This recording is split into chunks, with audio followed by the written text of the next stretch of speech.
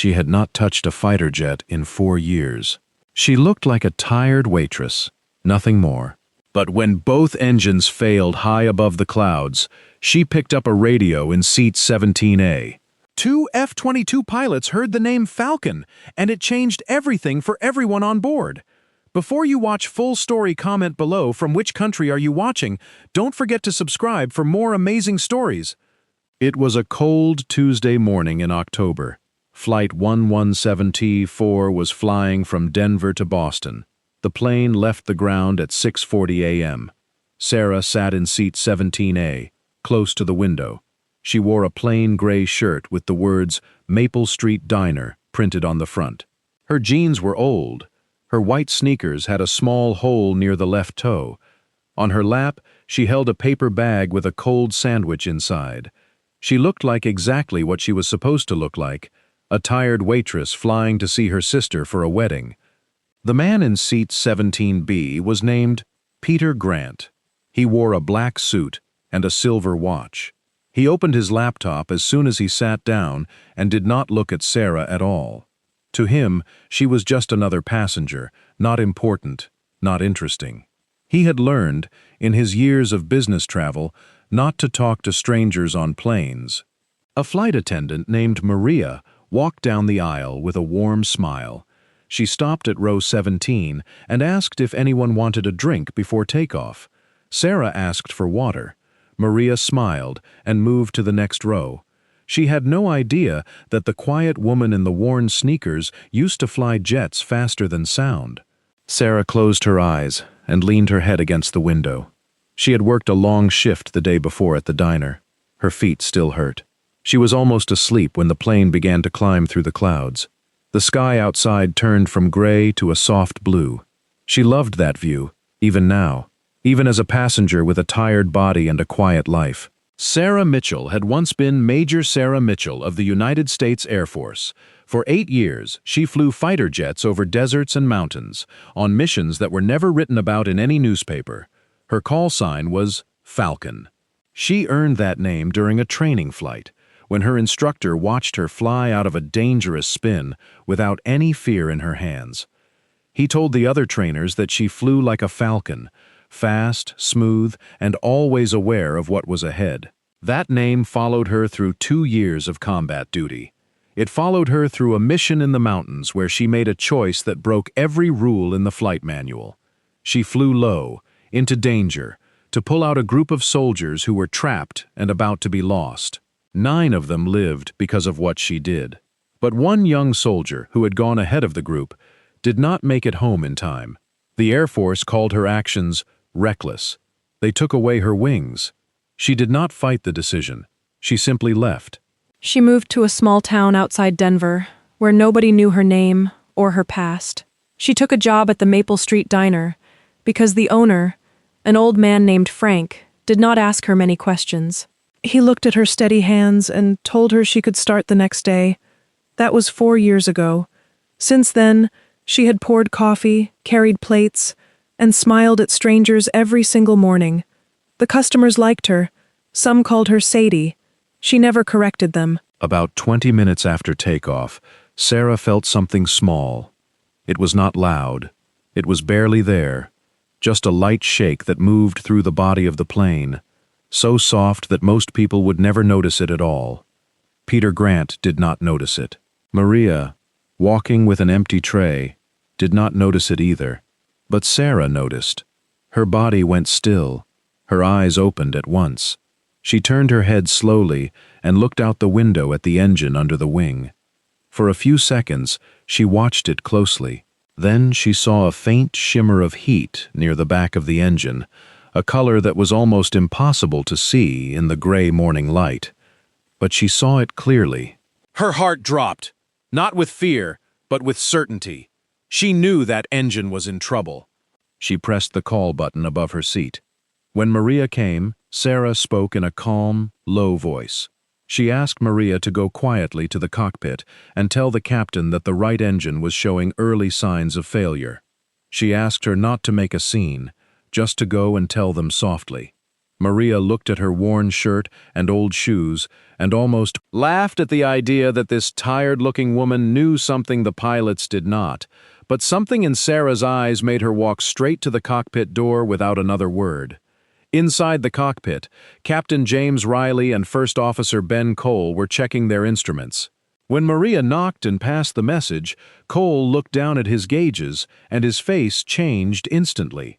He said the numbers were dropping, slowly but clearly. Riley checked the same reading and confirmed it. It was not a mistake. The engine truly was losing power. 30 seconds later, the plane shook hard. A cup of coffee flew off a tray table. A child in the back began to cry. The lights flickered once. Peter Grant grabbed the armrest and asked Sarah, in a shaky voice, what was happening. She answered simply, "Right engine." She was already watching the wing. The captain's voice came over the speaker. He said there was a mechanical issue, that they had a second engine, and that they were making an early landing as a safety step. Most passengers relaxed a little when they heard that it was not called an emergency. Sarah did not relax at all. Half a minute later, the plane shook again, harder than before. This time she saw thin black smoke coming from the engine outside her window. The right engine was failing badly, and the left engine, now carrying the full load, was working far too hard. The captain spoke again, and this time his voice was tighter. He told the flight attendants to sit down immediately. Any trained ear would understand what those words meant. This was now a true emergency. Maria was walking to her seat when she stopped beside row 17 and asked Sarah simply, "Who are you?" Sarah looked at her and said, there was a hidden radio panel behind the first-class curtain with a switch marked for special frequencies. She asked Maria to turn it to the emergency channel and bring her the handset. Maria did not question it this time. She ran. She returned less than a minute later with the radio, her hands shaking. Sarah took it, and her hands were completely steady. She pressed the button and spoke in a voice that came from a different part of her life, the part that used to fly through storms and gunfire without ever raising her tone. "Any military aircraft on this channel. This is Falcon. I am aboard commercial flight 1174 out of Denver. We have serious engine failure. Both engines affected. Approximately 190 passengers aboard. Requesting immediate assistance. Falcon, over." There was silence for a few seconds. Then, a young voice answered, trying hard to sound calm. "Flight 1174, this is Eagle 2, United States Air Force. Did you say Falcon? Please confirm. Over." Sarah answered clearly. "Confirmed. Major Sarah Mitchell, retired. We are losing altitude. I estimate about 10 minutes before we lose stable flight. I need your command to arrange emergency landing support. Now." The young pilot's voice changed after that. It grew sharper, more alert. He reported the situation to his command center, repeating the word Falcon twice, as if he could not quite believe it. At a command base in Nebraska, an officer named Colonel Diane Ford heard that word through her headset and sat up straight in her chair. She had served for many years and had heard many emergency calls, but this name was different. She gave the order at once to send 2 F-22 jets to escort the plane and to prepare an emergency runway. Back on the plane, Sarah was speaking directly with Captain Riley through the handset. He admitted that he was not sure how much longer the left engine could hold the extra weight of the failing system. Sarah told him calmly that he did not need more altitude. He needed the right course and a slow, steady descent. She gave him a heading and a safe rate of descent, asking him to make the plane glide as far as it could without pushing the healthy engine too hard. A few minutes later, 2 F-22 jets appeared beside the plane, one on each side. Passengers near the windows gasped. A woman a few rows back began to cry, then stopped almost immediately, as if the sight of the jets had given her hope instead of fear. The lead pilot's call sign was Ghost. His real name was Captain Marcus Webb, and he had heard the name Falcon once before, during flight training, from an instructor who described her as one of the finest pilots the Air Force had ever produced. "Falcon, this is Ghost. We are with you. What do you need?" he said. Sarah asked him to check both engines closely and report exactly what he saw. He moved his jet near the wing and studied the damage. The right engine, he said, was completely dead, with heavy burn marks. The left engine was still working but shaking under strain. There was no visible fuel leak. Sarah told the captain to reduce power on the left engine slightly, even though it felt wrong, because pushing it too hard could cause it to fail completely. The captain followed her advice exactly. The shaking of the plane eased a little, not perfectly, but enough. A passenger asked Sarah if they were going to survive. She looked him in the eyes and said yes, and she meant every word. The airfield came into view below, a long strip of gray runway surrounded by flashing emergency lights. Ghost called out distances and angles from his jet, and Sarah repeated them to the captain in simple words: speed, descent rate, direction, distance left. She never used difficult terms. She used only what he needed to hear, in the exact order he needed to hear it, to bring down a plane running on one weak engine.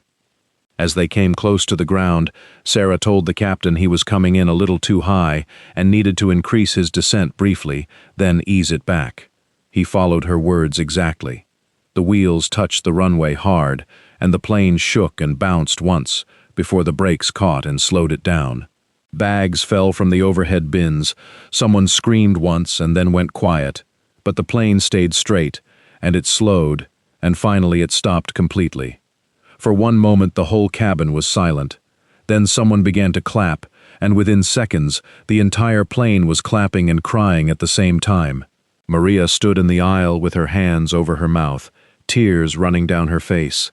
Sarah sat back in her seat and let out a long breath. Her hands, resting quietly on her knees, had never once shaken. Emergency crews reached the plane within minutes. Paramedics checked every passenger. There were only small injuries, a bruised arm, a small cut, nothing serious. Out of nearly 200 people, not one had a serious injury. When the passengers came down the stairs, Ghost was waiting at the bottom, still in his flight suit. He expected to see someone in a uniform, someone with medals and rank. Instead, he saw a tired-looking woman in a diner shirt, holding a paper bag with a half-eaten sandwich inside. He stood at attention and saluted her. "Ma'am," he said, "it was an honor to fly beside you today." Sarah looked at him for a moment, then returned the salute. "You flew well, Ghost," she said. "So did you, Major," he answered. The story spread fast. Someone on the plane had recorded her voice on the radio, and within hours, the recording was shared everywhere online. People called it one of the calmest, clearest emergency calls anyone had ever heard. Peter Grant, the businessman from seat 17B, found Sarah before the news crews reached her. His polished shoes were now scuffed from the runway. He looked different, softer somehow. He told her he worked with several airline companies and that he had never, in his whole career, seen anything like what she had done that day. He offered her a leadership role, helping to redesign safety training for pilots and crew across the country. He said he was not offering the job to a waitress. He was offering it to Falcon. Sarah did not answer right away. She looked past him, at the two F-22 jets parked on the runway, and at the plane with its dead engine still smoking faintly in the cold air. She thought about the year after she left the Air Force, when she could barely sleep and could not drive past an airport without feeling something break inside her chest. She thought about 4 years at the diner, about being called Sadie, about learning to live small and quiet. She had believed that was healing. Standing there now, with the wind cold on her face, she understood that she had not been healing. She had only been hiding, and there was a difference between the two. "I will think about it," she told him. He nodded and handed her his card. Maria found her before she left the airfield, her eyes still red from crying. She held Sarah's hand and said she was sorry for hesitating earlier, for looking at her clothes instead of listening to her words. Sarah told her gently that it did not matter now.